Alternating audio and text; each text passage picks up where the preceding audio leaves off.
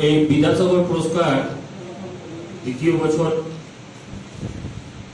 Block প্রশাসনের তরফ থেকে আমাদের পঞ্চায়েত সমিতি এবং ব্লক প্রশাসনের তরফ থেকে শুরু করেছে।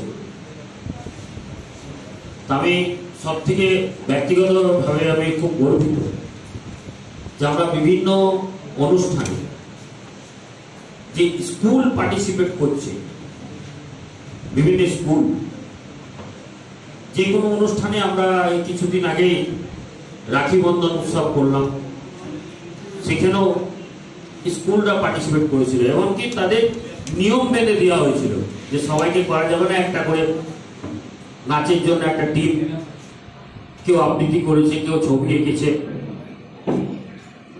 এবং আজকে বিদ্যাসাগর পুরস্কার প্রদান করছে বিভিন্ন অনুষ্ঠানের মাধ্যমে, সেই ছাত্রছাত্রীদের একটা মনোবল বাড়ে। না, আমি ব্লক ডেভেলপমেন্টের অফিসারের হাত দিয়ে আমি একটা প্রাইজ দিলাম,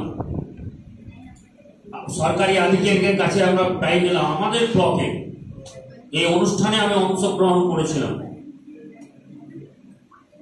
সেটা একটা বাড়িতে একটা ট্রফি এমন কিছু দাম নয়, সার্টিফিকেটটার দাম।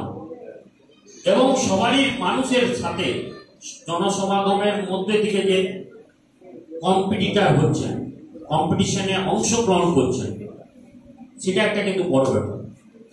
একজন আমাদের খেলোয়াড় আছেন নেপালের, তিনি ওয়েট লিফটিং এ পুরস্কৃত হয়েছেন। এটা আমাদের কাছে গর্বের যে একজন ঝিঙে ধাওড়ার আমাদের একজন মহিলাকে বিবাহ করেছেন, তিনি এইখানেই রয়েছেন এবং তিনি কম্পিটিশনে নেপালে গিয়ে পুরস্কৃত হয়েছেন। এটা আমরা যদি মন থেকে মেনে নিই ছোটখাটো ব্যাপার, তাহলে ভুল ভাবনা হবে। ওকে বহু কসরত করতে হয়েছে, ওকে বহু পরিশ্রম করতে হয়েছে, তাই নেপালে গিয়ে পেয়েছে। যে আমাদের ছোট ছোট অনুষ্ঠানও যে ছাত্রছাত্রীরা অংশগ্রহণ করছে, তাদেরকে বেশি আরো উদ্যোগ নিতে হবে, তাদেরকে উৎসাহিত করতে হবে। আমার সব থেকে ভালো লাগে যে আমার বৈদ্যনাথপুর হাই স্কুল মাস্টার মশাইরা খেলাধুলার দিক দিয়ে বলুন এবং নাচ গানের দিক দিয়ে 100 বছর পূর্তি উপলক্ষে আমরা দেখেছি ওনাদের কর্মকাণ্ড। পুরো স্কুল পড়াশোনার ক্ষেত্রে নয়, পড়াশোনা নিশ্চয়ই।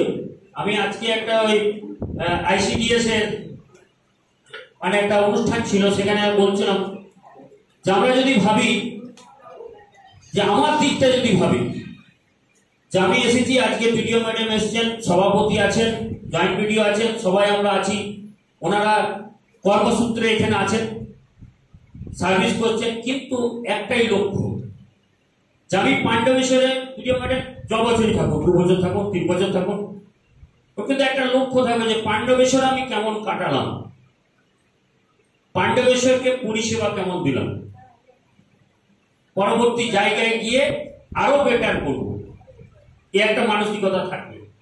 এবং প্রতিটা অফিসারের ক্ষেত্রে এই মানসিকতাটা থাকবে। 60 বছর হলে রিটায়ার্ড হবে, সবাই জানে, কিন্তু এই যে করে গেলাম, সেটা কিন্তু চিরজীবন মনে থাকবে।